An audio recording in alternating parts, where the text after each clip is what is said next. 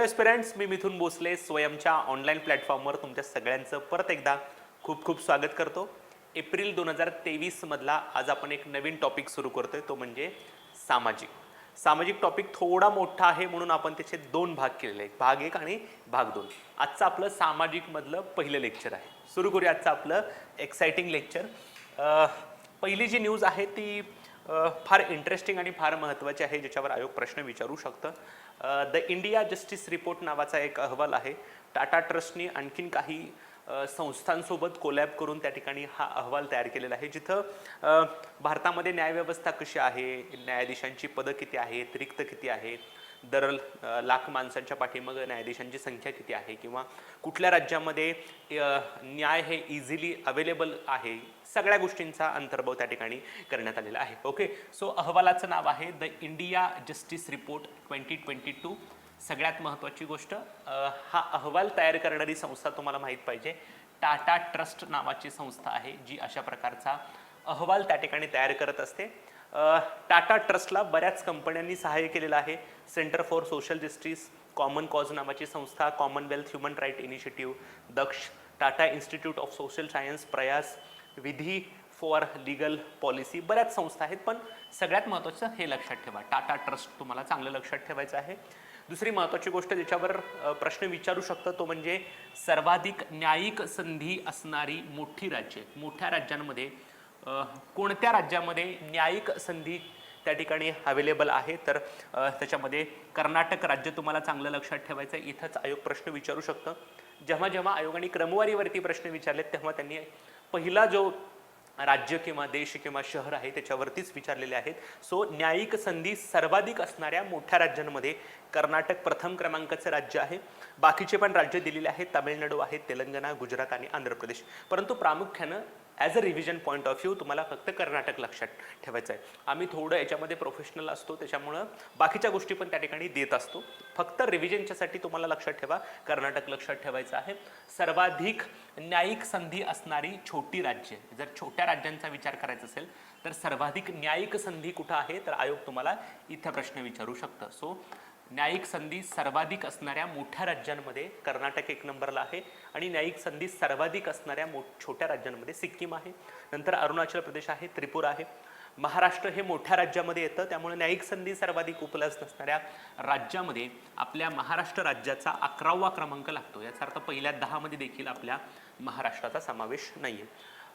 जे काही विविध घटक आहेत न्याय व्यवस्था आणि इतर बाबतीत, तर त्याच्यामध्ये महाराष्ट्राचा क्रमांक कितवा आहे, बरेच गोष्टी मी त्या ठिकाणी दिलेल्या आहेत. परीक्षेच्या दृष्टीनं नॉट सो इम्पॉर्टंट. ओके, एवढं महत्त्वाचं नाही आहे परीक्षेला, एवढा चॅलेंजिंग प्रश्न आयोग विचारणार नाही. सर्वसाधारण गटामध्ये 10 आहे, कारागृह प्रशासनामध्ये 10 नंबरला आहे, पोलीसमध्ये 10 नंबरला, न्याययंत्रणामध्ये 12 नंबरला, कायदेशीर सहाय्यमध्ये 7 नंबरला, अशा बऱ्याच वेगळ्या पॅरामीटर्सनुसार देखील महाराष्ट्राची क्रमवारी आहे. परंतु ओव्हरऑल महाराष्ट्र क्रमवारी लक्षात ठेवा, महाराष्ट्र 11 नंबरला त्या ठिकाणी आहे. ही जी काही सर्वाधिक न्यायिक संधी असणाऱ्या राज्यांची क्रमवारी त्या ठिकाणी देण्यात आलेली आहे. त्यासाठी नक्की निकष कुठले आहेत, तर निकष आहेत बघा, न्यायपालिकेतील रिक्त पदे, किती कमी रिक्त पदे आहेत तेवढं राज्यांचं स्कोरिंग जास्त. जर रिक्त पदं जास्त असतील मार्क्स कमी त्या ठिकाणी असणार.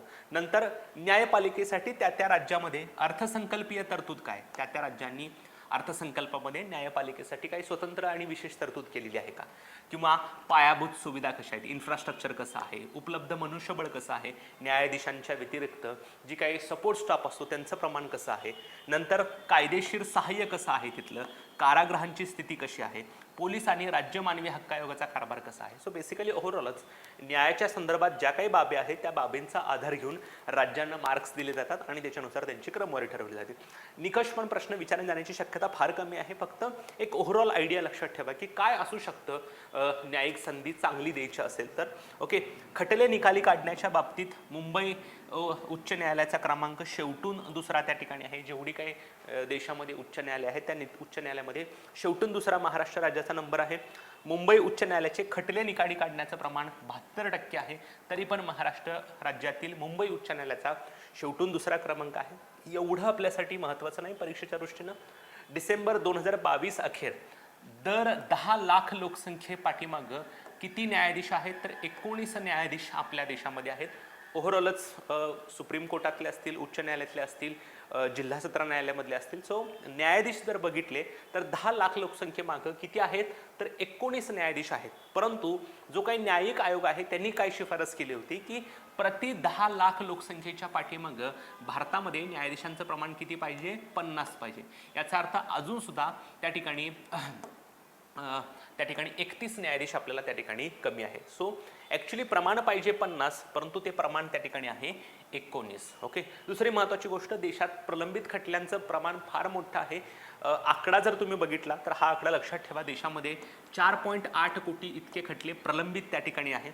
देशातील न्यायाधीशांची संख्या ही 20,076 इतकी आहे. न्यायाधीशांच्या रिक्त पदांचं प्रमाण त्या ठिकाणी 22% आहे. उच्च न्यायालयातील न्यायाधीशांची रिक्त पदं आहेत 30%. ओके. ह्या सगळ्यांमध्ये सगळ्यात महत्त्वाची गोष्ट दोनच लक्षात ठेवायची आहेत. एक, 10 लाख लोकसंख्येमागं भारतात असलेल्या न्यायाधीशांची संख्या किती आहे आणि ती किती असायला हवी. दुसरी महत्त्वाची गोष्ट, भारतामध्ये प्रलंबित खटल्यांची संख्या किती आहे 4.8 कोटी. हे परीक्षेच्या दृष्टीनं आपल्यासाठी एवढं महत्त्वाचं नाही. सो ह्यात सगळ्यात महत्त्वाची गोष्ट तुम्हाला काय लक्षात ठेवायची आहे, एक तर टाटा ट्रस्टने जो रिपोर्ट तयार केलेला आहे त्याच्यामध्ये सर्वाधिक न्यायिक संधी असणाऱ्या मोठ्या राज्यांमध्ये 1 नंबरला आहे कर्नाटक, छोट्या राज्यांमध्ये आहे सिक्कीम, महाराष्ट्र त्या ठिकाणी 11 नंबरला आहे. काही निकष लक्षात ठेवा, त्याला पाठांतर करण्याची आवश्यकता नाही, नॉर्मल लक्षात ठेवा. 19 न्यायाधीश आहेत 10 लाख लोकसंख्येच्या पाठीमागं, पण ते असावेत 50 अशी तरतूद त्या ठिकाणी आहे, शिफारस आहे. आणि भारतामध्ये अराउंड 4.8 कोटी हे खटले त्या ठिकाणी काय आहेत प्रलंबित आहेत. ओके. येस. हॅलो एस्पिरंट्स, आम्हाला पूर्ण कल्पना आहे की तुम्हाला आमचे व्हिडिओ नक्कीच आवडले असतील. या व्हिडिओच्या जर तुम्हाला नोट्स हव्या असतील तर आमचं मिथून भोसलेज स्वयं नावाचं ॲप जे आहे ते डाउनलोड करा. त्या डाउनलोडमध्ये स्टोअरला जा, स्टोअरमध्ये तुम्हाला बरेच कोर्सेस दिसतील आणि त्या कोर्सेसमधून तुम्हाला हवे असलेल्या महिन्याच्या PDFs तुम्ही नाममात्र शुल्क म्हणजे 21 रुपयामध्ये उपलब्ध करू शकता. धन्यवाद. तर एक महत्त्वाची गोष्ट त्या ठिकाणी आहे ती म्हणजे समलिंगी विवाहांना कायदेशीर मान्यता देण्यासाठी, लक्षात ठेवा शब्द मी परत वापरतोय, कायदेशीर मान्यता. भारतामध्ये समलिंगी विवाहांना परमिशन आहे का, समलिंगी संबंध ठेवणं गुन्हा आहे का, हे संदर्भ सगळे मी त्या ठिकाणी बघणार आहे. परंतु जेव्हा भारतीय राज्यघटनेमधलं इंडियन पिनल कोडमधलं 377 नावाचं कलम जेव्हा केंद्र सरकारनं रद्द केलं तेव्हा बऱ्याच याचिका सुप्रीम कोर्टामध्ये दाखल केल्या की कलम 370 जे समलिंगी विवाहांना गुन्हेगारी ठेवणारं कलम होतं ते कलम 370 आता रद्द केलंय. मग रद्द केलं असेल तर समलिंगी विवाहांना कायदेशीर परमिशन द्यायला तुम्हाला काय अडचण आहे, म्हणून बऱ्याच याचिका सुप्रीम कोर्टामध्ये दाखल झाल्या. सुप्रीम कोर्टामध्ये याचिका दाखल झाल्यानंतर सुप्रीम कोर्टाने केंद्र सरकारला विचारलं की तुमचा डोक्यात असा काय विचार आहे का की भविष्यामध्ये समलिंगी विवाहांना कायदेशीर मान्यता देण्याचा वगैरे तुम्ही विचार करताय का. तर तेव्हा केंद्र सरकारनं सुप्रीम कोर्टाला असं स्पष्टपणे सांगितलं की समलिंगी विवाहांना परमिशन देणं हे नैसर्गिक नियमांच्या विरोधात आहे, त्यामुळं आमचा भविष्यात कुठलाच विचार नाही समलिंगी विवाहांना परमिशन द्यायचा. तेव्हा सुप्रीम कोर्ट म्हटलं की ह्याच्याबद्दल आम्हाला खटला चालवावा लागेल, कारण बऱ्याच लोकांची डिमांड अशी आलेली आहे की तुम्ही समलिंगी विवाहांना कायदेशीर आता परमिशन द्यायला पाहिजे की तुम्ही कलम 377 रद्द केलंय, याचा अर्थ समलिंगी संबंध ठेवणं आता कायदेशीर गुन्हा नाहीये, मग आता समलिंगी विवाहांना कायदेशीर परमिशन द्यायला काय अडचण आहे. लक्षात ठेवा, एक महत्त्वाची गोष्ट सांगतो, भारतामध्ये समलिंगी जोडपी लग्न करू शकतात परंतु त्यांना कायदेशीर परमिशन नाही. आता कायदेशीर परमिशन नाही म्हणजे काय, तर त्यांच्या लग्नाचं रजिस्ट्रेशन कुठल्याही न्यायालयात किंवा कुठल्याही ठिकाणी होत नाही. दुसरी महत्त्वाची गोष्ट, हे जे काही कपल आहे त्यांना कोणत्याही पद्धतीनं एखादं बाळ दत्तक घेता येत नाही. या लोकांना त्या ठिकाणी जे काही समलिंगी जोडपे आहेत त्यांनी लग्न केलं असेल तर त्यांना नावावर घर करता येत नाही, किंवा सगळ्यात महत्त्वाची गोष्ट म्हणजे की जे काही संपत्तीचा जो काही आपण म्हणतो ना वारस, तो संपत्तीचा वारस त्या ठिकाणी ठेवता येत नाही. अशा बऱ्याच गोष्टी त्या ठिकाणी आहे. सो आता त्यांचं म्हणणं आहे की जर तुम्ही कलम 377 रद्द केलं आहे, समलिंगी संबंध ठेवणं आता कायद्यानं गुन्हा नाहीये, तर आता मग आमची मागणी ही आहे की तुम्ही समलिंगी विवाहांना कायदेशीर परमिशन द्या. आणि केंद्र सरकारनं जेव्हा स्पष्टपणे सांगितलं की अशा प्रकारे तुम्ही परमिशन देण्याचा विचार करताय, तेव्हा केंद्र सरकारनं स्पष्टपणे त्या ठिकाणी सांगितले की आम्ही कुठल्याही प्रकारे विचार करत नाही. मग त्याच्यानंतर सुप्रीम कोर्टानं असं सांगितलं की आम्ही काय करतोय, घटनापीठाची स्थापना करतोय, जे घटनापीठ डिस्कस करेल की समलिंगी विवाहांना कायदेशीर मान्यता देईल द्यायची का नाही. ओके, सगळ्यात महत्त्वाची गोष्ट, घटनापीठाचे अध्यक्ष आहेत धनंजय चंद्रचूड, जे देशाचे सरन्यायाधीश आहेत. सो प्रश्न विचारला जाऊ शकतो की समलिंगी विवाहांना कायदेशीर मान्यता देण्यासाठी जे काही घटनापीठ स्थापन करण्यात आलेलं आहे त्याचे अध्यक्ष कोण आहेत, तर सरन्यायाधीश धनंजय चंद्रचूड आहेत. त्याच्यामध्ये संजय कौल आहेत, हिमा कोहली आहेत, PR नरसिंह आहेत, रवींद्र भट आहेत, बरेच लोक त्याच्यामध्ये त्या ठिकाणी आहेत. परंतु तुम्हाला प्रश्न विचारला तर इथं प्रश्न विचारला जाऊ शकतो. आता जेव्हा हे सगळं सुनावणी चालू होती तेव्हा सुप्रीम कोर्टानं काही निरीक्षणं नोंदवली, ज्या निरीक्षणांचा त्या ठिकाणी केंद्र सरकारला विचार करावा लागेल. काय निरीक्षण आहेत बघा. केंद्र सरकारनं म्हटलं की समलिंगी विवाहांना कायदेशीर मान्यता द्यायची की नाही याचा वैयक्तिक कायद्याच्या तरतुदीनुसार विचार केला जाणार नाही. कारण वैयक्तिक कायद्यामध्ये असं सांगितलेलं आहे की एखादा पुरुष आणि एखादा स्त्री यांचंच फक्त लग्न होऊ शकतं, सेम सेक्स असणाऱ्या लोकांचं लग्न होऊ शकत नाही. ओके, त्यामुळे त्यांनी असं सांगितलं की जो काय कायदेशीर मान्यतेचा प्रश्न आहे त्यासाठी आम्ही पर्सनल लॉच्या तरतुदीचा विचार करणार नाही. पहिल्यांदा महत्त्वाची गोष्ट सांगितली. दुसरी त्यांनी सांगितली केवळ विशेष विवाह कायद्याच्या कक्षेत सुनावणी घेतली जाणार. जो काही स्पेशल मॅरेज ऍक्ट आहे त्या स्पेशल मॅरेज ऍक्टच्या अंतर्गतच आम्ही त्या ठिकाणी विचार करणार, कोणत्याही पर्सनल लॉचा आम्ही विचार करणार नाही. दुसरी महत्त्वाची गोष्ट की विशेष विवाह कायद्यामध्ये नमूद स्त्री आणि पुरुष संज्ञा केवळ लिंग आधारित नाही असं त्यांनी सांगितलेलं आहे. त्यांचं म्हणणं आहे की जे काही समलिंगी लोक आहेत ते एखाद्याला स्त्री आणि एखाद्याला पुरुष समजू शकतात. याचा अर्थ ही फक्त संकल्पना लिंग आधारित नाही. विशिष्ट लिंग असेल तर ती स्त्री, विशिष्ट लिंग असेल तर पुरुष, हे आम्ही समजून घेणार नाही. जी कन्सेप्ट विशेष विवाह कायद्यामध्ये त्या ठिकाणी आहे, जे काही कपल आहे त्याच्यामध्ये एखादा पुरुष असू शकतो, एखादा स्त्री असू शकतो, किंवा ते समजू शकतात की मी पुरुष तू स्त्री, सो त्यांचा तो संबंध आहे. सो त्यांचं म्हणणं असं आहे की जे काही कायदेशीर विवाह आहे त्या कायदेशीर विवाहांना परमिशन देण्यासाठी कोणत्याही प्रकारे पर्सनल लॉच्या तरतुदीचा विचार केला जाणार नाही. फक्त स्पेशल मॅरेज ऍक्टच्या कक्षेतच त्याची सुनावणी घेतली जाणार आहे. कारण सुप्रीम कोर्टामध्ये जेव्हा अशी सुनावणी चालू होती तेव्हा सुप्रीम कोर्टाच्या केंद्र सरकारच्या वकिलांनी स्पष्टपणे सांगितलं की जर याचा विचार करायचा असेल तर तुम्ही फक्त वैयक्तिक कायद्यांचाच विचार करा. वैयक्तिक कायद्यातल्या ज्या काही तरतुदी आहेत, पर्सनल लॉज आहेत, त्याच्यानुसारच तुम्ही ठरवा की यांना कायदेशीर परमिशन द्यायची आहे का नाही. ओके, सो अशी गोष्ट त्या ठिकाणी झालेली आहे. फक्त एक ॲडिशनल माहिती असावी म्हणून तुम्हाला सांगितलेलं आहे. सो समलिंगी विवाहांना कायदेशीर मान्यता देण्यासाठी घटनापीठाचे जे अध्यक्ष आहेत ते आहेत धनंजय चंद्रचूड. आता बघूयात हे तुम्हाला माहिती आहे का. बऱ्याच गोष्टी आहेत ज्या तुम्हाला कदाचित माहीत नसतील. एक, समलिंगी विवाहांना मान्यता देणारे जगातले देश. जगातले 33 देश आहेत ज्यांनी समलिंगी विवाहांना कायदेशीर मान्यता दिल्या आहेत. लेटेस्ट अमेरिका देशानं त्या ठिकाणी समलिंगी विवाहांना कायदेशीर मान्यता त्या ठिकाणी दिलेली आहे. समलिंगी विवाहांना कायदेशीर मान्यता देणारा जगातला पहिला देश आहे नेदरलँड. वर्ष बघा 2001. 2001 मध्ये नेदरलँड या युरोपियन कंट्रीनं समलिंगी विवाहांना कायदेशीर मान्यता त्या ठिकाणी दिली. त्यातला कायदेशीर हा शब्द फार महत्त्वाचा आहे. कारण अमेरिकेमध्ये समलिंगी विवाहांना परमिशन होती परंतु कायदेशीर नव्हती. परंतु त्यांनी 2023 मध्ये अमेरिका या देशानं समलिंगी विवाहांना किंवा समलिंगी जोडप्यांच्या लग्नाला कायदेशीर मान्यता दिलेली आहे. आता आपण कायदेशीर मान्यता म्हणजे काय हे पण बघणार आहोत. ओके, सो बघा 2018 मध्ये सुप्रीम कोर्टामध्ये एक फार इंटरेस्टिंग खटला गाजला. तो आहे नवतेज जोहर विरुद्ध केंद्र सरकार. केंद्र सरकारच्या विरोधात या नवतेज जोहर या व्यक्तीनं खटला दाखल केला आणि त्यांचं म्हणणं होतं की 1860ला जो काही इंडियन पिनल कोड बनवलेला आहे त्या इंडियन पिनल कोडमध्ये कलम 377 आहे, जे कलम 377 समलिंगी संबंधांना गुन्हा त्या ठिकाणी ठरवते. म्हणजे एखादी व्यक्ती किंवा एखादा कपल जर समलिंगी असतील तर त्यांना कायदेशीर गुन्हा ठरवण्यात येत होता आणि त्यांना त्या ठिकाणी शिक्षा होत होती. आणि कलम 377 रद्द करावं अशी मागणी नवतेज जोहर यांनी त्या ठिकाणी केली होती आणि केंद्र सरकारच्या विरोधात हा खटला गाजला होता. आणि हा खटला जेव्हा 2018 मध्ये गाजला होता तेव्हा सुप्रीम कोर्टाच्या खंडपीठांकडून समलैंगिक संबंधांना गुन्हा ठरवणारं IPC मधलं कलम 377 रद्द केलं होतं. राज्यसेवाच्या पूर्व परीक्षेला 2 वर्षापूर्वी प्रश्न विचारला होता की इंडियन पिनल कोड म्हणजे भारतीय दंड संहितेतील कलम 377 कशाशी संबंधित आहे, तर ते समलिंगी संबंधाशी संबंधित आहे. जर एखाद्या जोडप्यानं समलिंगी संबंध ठेवणे म्हणजे पुरुष पुरुष स्त्री स्त्री असं जर संबंध त्या ठिकाणी ठेवले तर त्यांना गुन्हेगार ठरवण्यात येतं आणि त्यांना शिक्षा त्या ठिकाणी होती. शिक्षेची तरतूद जन्मठेपापर्यंत होते गुन्ह्याचं स्वरूप ओळखून. सो माहिती असू द्या. ओके, आणि हे आता कलम रद्द करण्यात आलेलं आहे. याचा अर्थ भारतामध्ये जर एखादं जोडपं समलिंगी असेल तर त्याला कलम 377 अंतर्गत अटक पण करता येत नाही आणि त्याच्यावर गुन्हा पण दाखल होत नाही, कारण इंडियन पिनल कोड मधलं कलम 377 आता रद्द करण्यात आलेलं आहे. लक्षात ठेवा, कलम 377 हे भारतीय राज्यघटनेतलं बोलत नाही. राज्यघटनेचा आणि कलम 377चा काही संदर्भ नाही. मी तुम्हाला सांगतोय Indian Pinal code. Indian Pinal code मधलं कलम 377 आहे, जे समलिंगी विवाहाशी किंवा समलिंगी संबंधाची त्या ठिकाणी होतं. याचा अर्थ एखादं कपल जे त्या ठिकाणी समलिंगी असेल तर त्यांच्यावर गुन्हा दाखल होत नाही. आता गुन्हा दाखल होत नाही, मग समलिंगी जोडप्यांचा साधा सिंपल प्रश्न होता की जर गुन्हा नाहीये तर मग लग्न करायला काय परमिशन आहे? तर आम्ही लग्न करतो, आम्हाला कायदेशीर परमिशन द्या.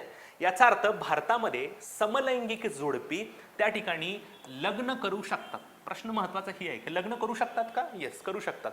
एखाद्या जोडप्यानं, समलिंगी जोडप्यानं लग्न केलं तर त्यांना तुरुंगात टाकलं जातं का? नाही, तुरुंगात टाकलं जात नाही, कारण समलिंगी संबंध गुन्हा नाही, लक्षात ठेवा. पण महत्वाची गोष्ट आहे, या लग्नाला कायदेशीर मान्यता नाही. सगळ्यात महत्वाची गोष्ट, भारतामध्ये समलैंगिक जोडपी लग्न करू शकतात, परंतु त्यांच्या लग्नाला कायदेशीर मान्यता नाही. आता ही कायदेशीर मान्यता नाही म्हणजे काय, तर त्यांच्या विवाहाची नोंदणी होत नाही. सगळ्यात महत्वाची गोष्ट, कुठलाही जर तुम्ही विवाह केला तर त्याची विशिष्ट नोंदणी त्या ठिकाणी विशिष्ट कायद्यांतर्गत होत असते. सो जर समलिंगी जोडप्यानं लग्न केलं तर त्या जोडप्याची विवाहाची नोंदणी किंवा रजिस्ट्रेशन होत नाही. जर विवाहाची नोंदणी झाली नाही तर त्याला खालील फायदे मिळत नाहीत. कुठल्या कुठल्या फायदे मिळत नाहीत बघा. एकत्र राहण्यासाठी त्यांना सामायिक घर विकत घेता येत नाही. अशा समलिंगी जोडप्यांना नोंदणी नसल्यामुळं घर विकत घेता येत नाही. दुसरी महत्वाची गोष्ट, एकत्रित विमा पॉलिसी त्या ठिकाणी मिळत नाही. कर सवलती मिळत नाही. दुसरी महत्वाची गोष्ट, कारण कायदेशीर परमिशन नाही आहे, त्यामुळे कर सवलत, टॅक्स कन्सेशन कसं काय मिळणार?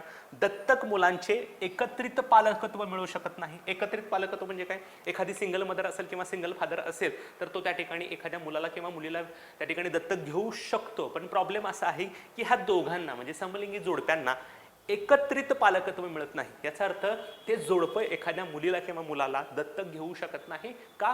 केवळ आणि केवळ ते समलैंगिक त्या ठिकाणी आहे. नंतर दुसरी महत्वाची गोष्ट, एकमेकांच्या संपत्तीचे कायदेशीर वारसदार बनत नाही. समजा एक्स आणि वाय नावाची समलिंगी जोडपी आहे. ओके, एक कंडिशन सांगतोय, वर्स्ट कंडिशन सांगतोय मी तुम्हाला. ओके, एक्स नावाचा एक व्यक्ती आहे, वाय नावाचा एक व्यक्ती आहे, एक जोडपं आहे, समलिंगी जोडपं आहे. त्यांनी जर समजा लग्न केलं आणि दुर्भाग्यानं समजा एक्सकडं भरपूर संपत्ती आहे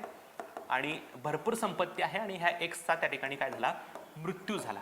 तर लक्षात ठेवा, एखादा पती किंवा पत्नी मरतो तर त्याचा जो काय पार्टनर आहे त्याच्याकडं संपत्ती हेरिडिटरीने जात असते, जर त्यांनी तशी तरतूद केली तर.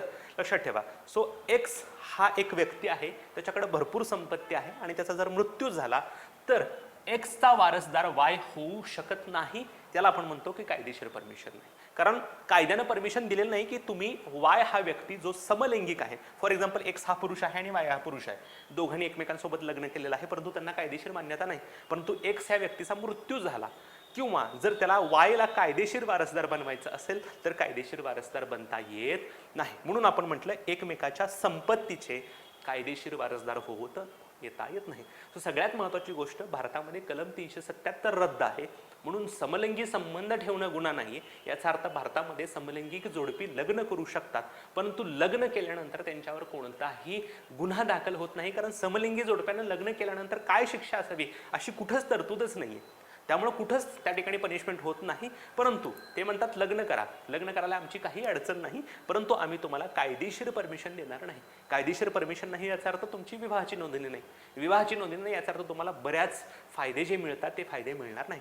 टॅक्स असेल, सामायिक घर असेल, पालकत्व असेल, एकमेकांचे वारसदार असेल, ह्या कुठल्याही गोष्टी त्या ठिकाणी मिळत नाही. सो या सगळ्या गोष्टीवरून वाद सुरू आहे. म्हणून सुप्रीम कोर्टानं त्या ठिकाणी सांगितलं की धनंजय चंद्रचूड यांच्या अध्यक्षतेखाली डायरेक्ट घटनापीठ बसू आणि मगच आपण ठरवू की समलिंगी विवाहांना त्या ठिकाणी कायदेशीर मान्यता द्यायची आहे का नाही. Okay, yes. नंतर पहिली जागतिक बौद्ध परिषद, शिखर परिषद आपल्या नवी दिल्ली इथं झालेली आहे. पंतप्रधान नरेंद्र मोदी यांनी त्याचं उद्घाटन केलेलं आहे. बुद्धांनी सांगितलेल्या उपदेशांचं आकलन करणं, जे काही बुद्धांनी, गौतम बुद्धांनी जे काही उपदेश केले होते, जे काही तत्व सांगितले होते, त्याचं आकलन करणं हा त्याचा उद्देश आहे. केंद्रीय सांस्कृतिक मंत्रालय आणि आंतरराष्ट्रीय बौद्ध महासंघाकडून त्याचं आयोजन त्या ठिकाणी करण्यात आलं. Responses to contemporary challenges for philosophy to praxis, असं त्याचं थीम आहे. पण मला असं वाटतं की आयोग प्रश्न विचारताना इथंच विचारेल, जागतिक बौद्ध शिखर परिषद कुठं पार पडली होती.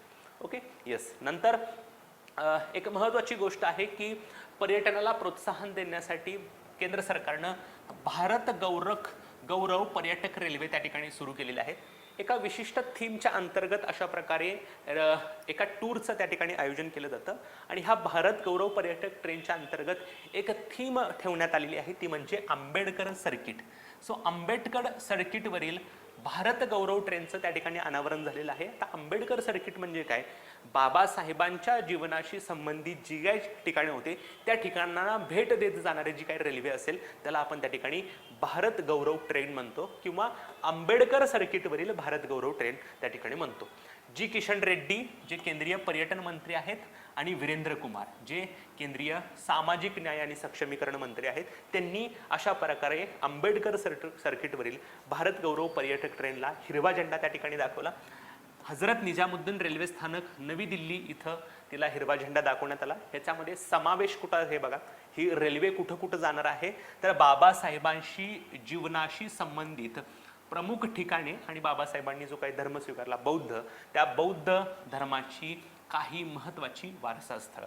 सो बाबासाहेबांच्या जीवनाशी संबंधित जी काही ठिकाणं असतील त्या ठिकाणांना आणि बौद्ध वारसास्थळांना भेट देणारी ही आंबेडकर सर्किटवरील भारत गौरव पर्यटक ट्रेन आहे, ज्याच्यामध्ये महू नावाचं ठिकाण आहे मध्य प्रदेशमधलं. महू म्हणजे मिलिटरी हेडक्वार्टर्स ऑफ वॉर, जे त्यांचं जन्मस्थान त्या ठिकाणी आहे. नागपूर जिथं त्यांनी बौद्ध धर्माची दीक्षा घेतली, आपण त्याला दीक्षाभूमी म्हणतो. सांची, सारनाथ, गया, नालंदा, राजगीर ही सगळी बौद्ध वारसास्थळं आहेत. सो ह्या सगळ्यांना भेट देत ह्या ठिकाणी काही पर्यटकांना ही रेल्वे घेऊन जाणार आहे.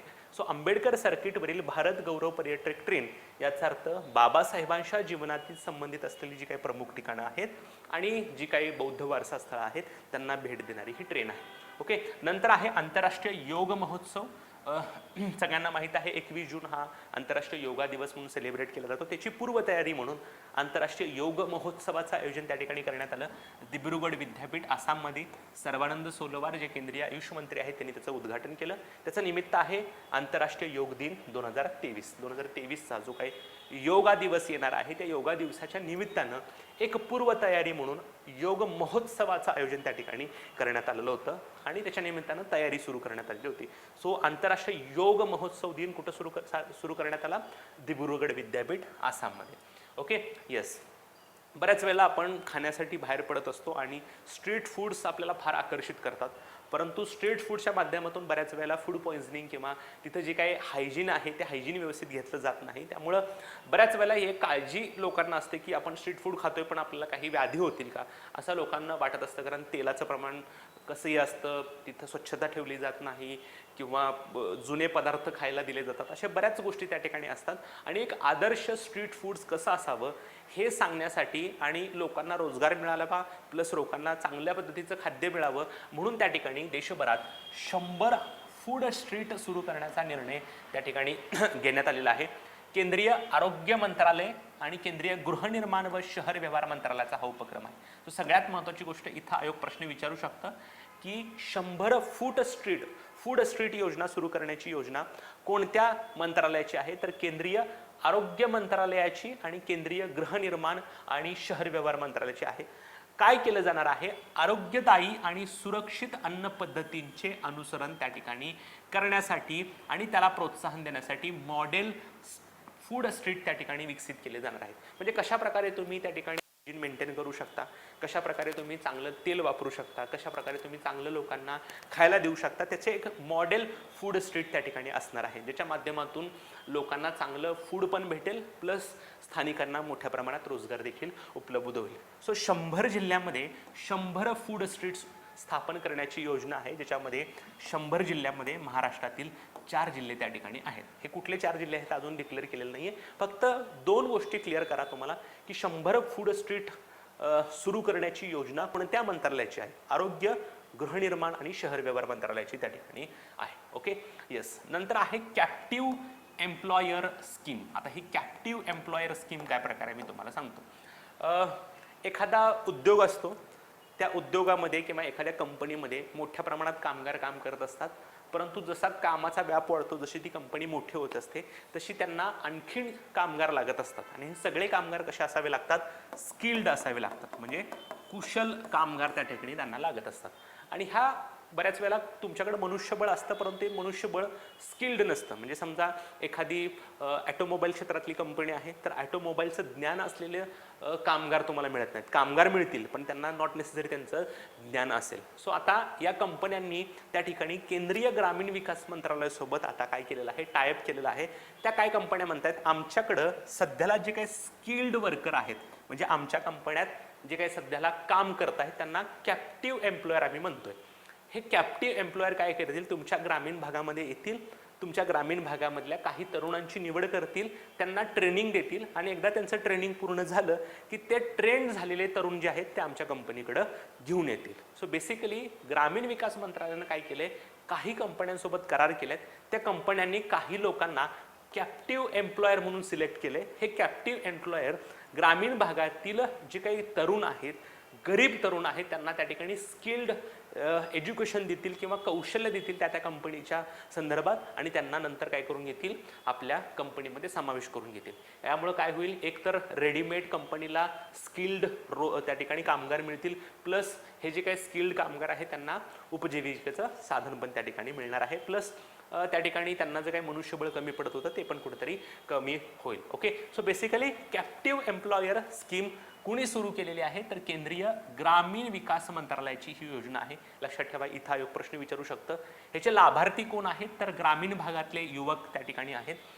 दीनदयाळ उपाध्याय ग्रामीण कौशल्य योजनेअंतर्गत ही उपक्रम किंवा ही योजना सुरू करण्यात आलेली आहे. ह्याच्यामध्ये उद्दिष्ट काय आहे बघा, ग्रामीण भागातील गरीब तरुणांना प्रशिक्षित करून, म्हणून मी शब्द वापरला बघा, स्किल, त्यांना स्किल्ड एज्युकेशन दिलं जाणार आहे आणि त्याच्या माध्यमातून रोजगाराच्या संधी उपलब्ध करून देणं.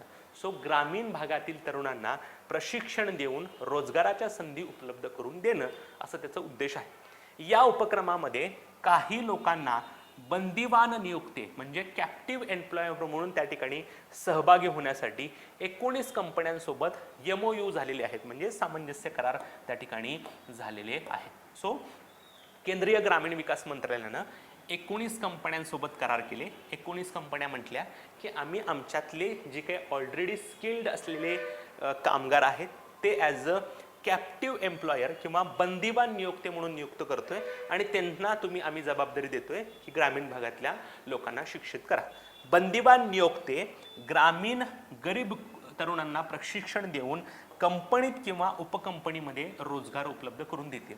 हे जे काय कॅप्टिव्ह एम्प्लॉयर निवडलेले आहेत ते ग्रामीण भागामध्ये जातील, ग्रामीण भागातील युवकांना प्रशिक्षित करतील आणि त्याच्या माध्यमातून कंपनीमध्ये किंवा उपकंपनीमध्ये रोजगार उपलब्ध करून देतील. 31,000हून अधिक ग्रामीण तरुणांना याचा लाभ होण्याची शक्यता आहे. सो बेसिकली काय प्रकार आहे, एम्प्लॉयर स्कीम जी आहे ती ग्रामीण विकास मंत्रालयाची आहे. प्रत्येक कंपनी जी आहे ती आपल्यातल्या काही कामगारांना त्या ठिकाणी कॅप्टिव्ह एम्प्लॉयर म्हणून नियुक्त करेल. हे कॅप्टिव्ह एम्प्लॉयर इतर लोकांना त्या ठिकाणी ट्रेनिंग करतील आणि कंपनीमध्ये रोजगार उपलब्ध करून देतील. Okay, yes. नंतर एक महत्त्वाची स्कीम आहे ती म्हणजे नवभारत साक्षरता कार्यक्रम, न्यू इंडिया लिटरसी प्रोग्राम. इथं 15 वर्ष आणि त्याच्याहून अधिक वयाचे जे काही भारतामध्ये निरक्षर लोक आहेत त्यांना साक्षर करण्याचा प्रयत्न त्या ठिकाणी असणार आहे. साधारणपणे 5 कोटी इतकी लोकसंख्या आहे जी 15 वर्षाच्या वरती आहे आणि जी निरक्षर त्या ठिकाणी आहे. ओके, सो बघूयात आपण नवभारत साक्षरता काय प्रकार आहे. 29 मार्च 2023ला याचं अनावरण झालं. 1 एप्रिल 2023 पासून ही योजना सुरू झाली. सगळ्यात महत्त्वाची गोष्ट, या योजनेचा उद्देश काय आहे तर 15 वर्ष आणि त्याहून अधिक वयोगटातील 5 कोटी निरक्षर लोकांना साक्षर करणं. पुढच्या 5 वर्षासाठी कालावधी असेल 22-23 ते 26-27. सो सगळ्यात महत्त्वाची गोष्ट, नवभारत साक्षरता कार्यक्रमाचा उद्देश काय आहे तर 15 पेक्षा अधिक वयोगटातील निरक्षर नागरिकांना साक्षर करणं. आणि असे किती लोक आहेत तर असे 5 कोटी निरक्षर लोक आहेत. पुढच्या 5 वर्षामध्ये 5 कोटी निरक्षर नागरिकांना त्या ठिकाणी साक्षर करण्याची योजना आहे. आणि सगळ्यात महत्त्वाची गोष्ट ज्याच्यावर आयोग तुम्हाला स्पेसिफिकली प्रश्न विचारू शकतं ती म्हणजे या योजनेसाठी किंवा कार्यक्रमासाठी किती पैशांची तरतूद त्या ठिकाणी आहे. सो हे विचारलं जाऊ शकतं. 1037 90 कोटी रुपयांची तरतूद या ठिकाणी या योजनेसाठी करण्यात आलेली आहे, जिथं केंद्राचा वाटा आहे 700 कोटी, राज्यांचा वाटा आहे 337 कोटी. इथं आम्ही एक फोटो टाकलेला आहे ज्याच्या माध्यमातून तुम्हाला आणखीन लक्षात येईल. बघा, टोटल बजेट आहे 1037.90 कोटी, ज्याच्यामध्ये सेंटरचा वाटा म्हणजे केंद्राचा वाटा आहे 700 कोटी आणि उर्वरित 337 वाटा त्या ठिकाणी कोटी वाटा राज्यांचा आहे. ओके, सो आलं लक्षात सगळ्यांना काय प्रकार आहे. सो दोन गोष्टी लक्षात ठेवायच्या आहे. नवभारत साक्षरता कार्यक्रम, त्याच्यामध्ये 15 वर्षापेक्षा अधिक लोकांना साक्षर करायचं आहे.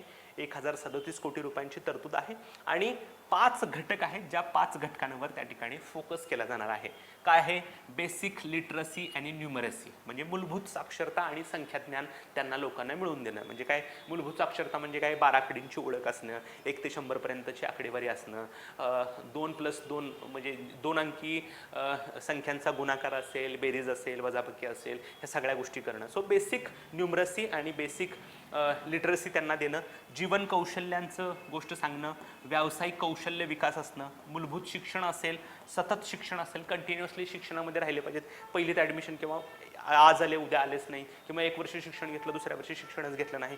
ओके, दुसरी महत्त्वाची गोष्ट, इथून पुढे आता प्रौढ शिक्षण हा शब्द वापरला जाणार नाही, तर सर्वांसाठी शिक्षण ही संज्ञा वापरली जाणार आहे. सो 15 वर्षाच्या पुढे जे काय आपण एज्युकेट करणार आहे त्यांना प्रौढ शिक्षण वापरलं जाणार नाही, तर सर्वांसाठी शिक्षण ही संकल्पना त्या ठिकाणी वापरली जाणार आहे. ओके, हॅलो एस्पिरंट्स, आम्हाला पूर्ण कल्पना आहे की तुम्हाला आमचे व्हिडिओ नक्कीच आवडले असतील.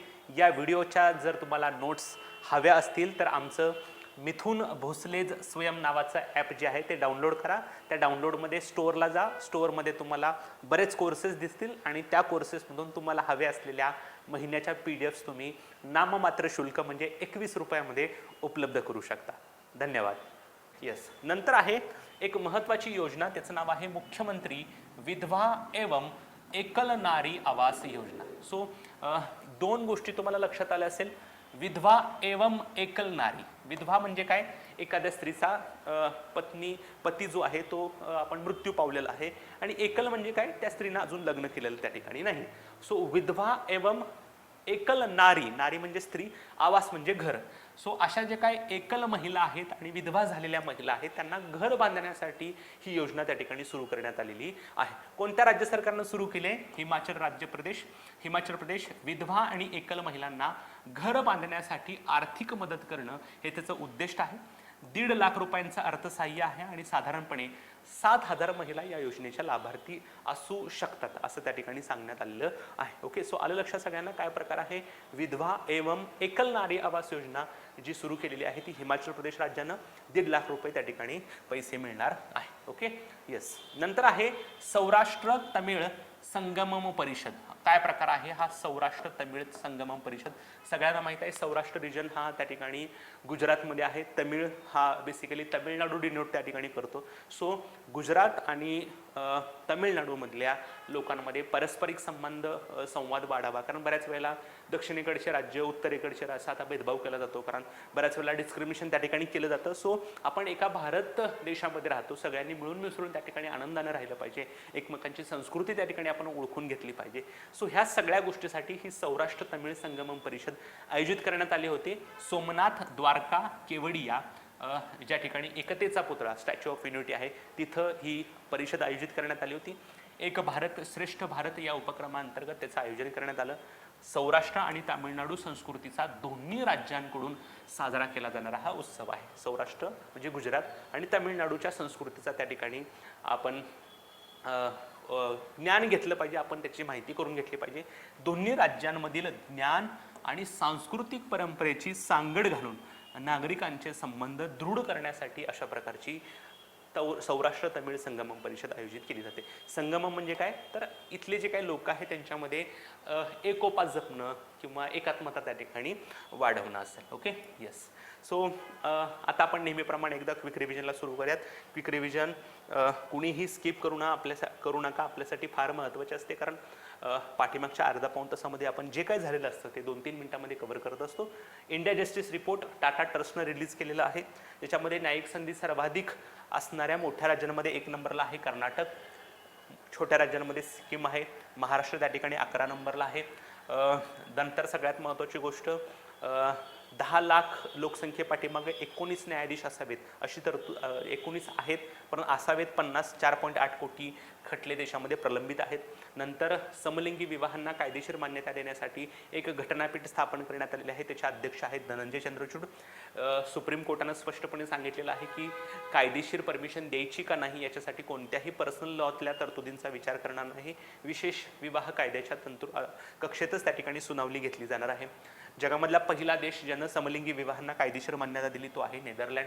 2018 मध्ये नवतेज जोहर विरुद्ध केंद्र सरकारच्या खटल्यामध्ये IPC मधलं कलम 377 रद्द केलं होतं, जे कलम 377 समलैंगिक संबंधांना गुन्हा त्या ठिकाणी ठरवत होतं.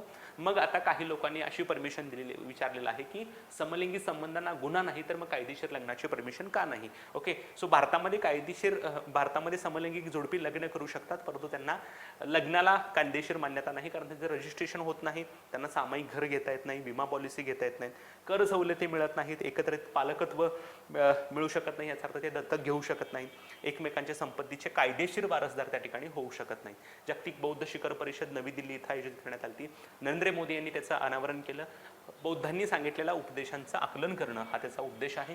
नंतर आंबेडकरांच्या जीवनाशी संबंधित असलेली महत्त्वाची ठिकाणं आणि बौद्ध वारसा स्थळ यांना भेट देणारी जी काही नवीन रेल्वे सुरू करण्यात आलेली आहे त्याचं नाव आहे आंबेडकर सर्किटवरील भारत गौरव पर्यटक ट्रेन, जी महू असेल, नागपूर असेल, सांची, सारनाथ या ठिकाणी भेट देणार आहे. नंतर आंतरराष्ट्रीय योग महोत्सव दिब्रुगड विद्यापीठामध्ये आयोजित करण्यात होता, आसाम. नंतर आरोग्यदायी आणि सुरक्षित अन्न पद्धतीचं अनुसरण करण्यासाठी देशामध्ये 100 मॉडेल फूड स्ट्रीट विकसित करण्यात येणार आहेत. केंद्रीय आरोग्य आणि गृहनिर्माण मंत्रालयाचा हा उपक्रम आहे. 100 जिल्ह्यांमध्ये 100 स्ट्रीट फूड विकसित करण्यात येणार आहेत. महाराष्ट्रातले त्याच्याकडे 4 जिल्हे आहेत. नंतर केंद्रीय ग्रामीण विकास मंत्रालयानं ग्रामीण भागातील गरीब तरुणांना रोजगाराच्या संधी उपलब्ध करून देण्यासाठी कॅप्टिव्ह एम्प्लॉयर स्कीम सुरू केली आहे, ज्याच्या माध्यमातून जे काही कंपन्या आहेत त्यातली कंपन्या आपल्यातल्या काही लोकांना कॅप्टिव्ह एम्प्लॉयर म्हणून त्या ठिकाणी नियुक्त करतील आणि हे लोक त्या ठिकाणी ग्रामीण भागातील लोकांना त्या ठिकाणी ट्रेनिंग देतील आणि त्यांना रोजगार उपलब्ध करून द्यायचा प्रयत्न करतील. नंतर 15 वर्ष आणि त्याच्यापेक्षा अधिक वयोगटातील जी काही निरक्षर नागरिक आहेत त्यांना प्रशिक्षित करण्यासाठी किंवा शिक्षित करण्यासाठी नवभारत साक्षरता कार्यक्रम सुरू करण्यात आलेला आहे. सगळ्यात महत्त्वाची गोष्ट, कालावधी 5 वर्ष आहे. 1037.90 कोटी इतकी तरतूद आहे. बेसिक लिटरसी आणि न्यूमरसी त्याच्यावर भर देण्यात आलेला त्या ठिकाणी आहे. ओके, नंतर मुख्यमंत्री विधवा एवं एकल नारी आवास योजना हिमाचल प्रदेशनं सुरू केलेली आहे, जिथं विधवा आणि एकल असलेल्या महिलांना त्या ठिकाणी आर्थिक मदत दिली जाणार आहे 1.5 लाख रुपये घर बांधण्यासाठी. ओके, नंतर सौराष्ट्र तमिळ संगमम परिषद, सौराष्ट्र जो गुजरातमधला भाग आहे आणि तमिळ या रिजनमधल्या लोकांच्या सांस्कृतिक परंपरेची सांगड घालणारा हा त्या ठिकाणी सोहळा आहे. त्या ठिकाणी सोमनाथ, द्वारका, केवडिया या ठिकाणी त्याचं आयोजन करण्यात आलं होतं. ओके, सो आजच्यासाठी आपण इथंच थांबतो मित्रांनो. परत भेटूयात नवीन चालू घडामोडी आणि नवीन संकल्पना सहित. तोपर्यंत धन्यवाद.